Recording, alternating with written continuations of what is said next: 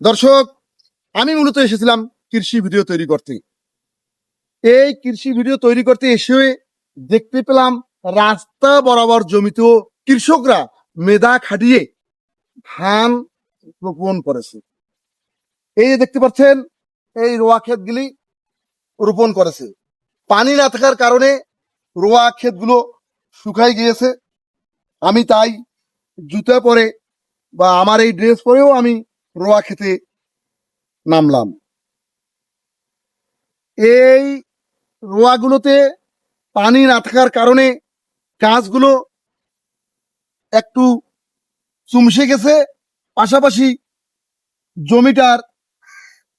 জমিগুলো ফেটে গেছে। আকাশের বৃষ্টি হলে আবার পুনরায় জীবন পাবে রোয়া ক্ষেতটি এবং এই ফাটলগুলি মরে আসবে।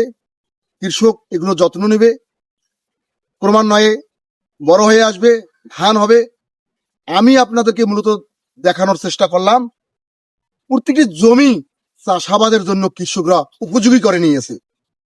তার প্রমাণ এই রোয়া ক্ষেতটি, ধান ক্ষেতটি। দর্শক, আমি আরিফ চৌধুরী এখান থেকে বিদায় নিতে চাচ্ছি। ভালো থাকবেন, সুস্থ থাকবেন। আল্লাহ হাফেজ।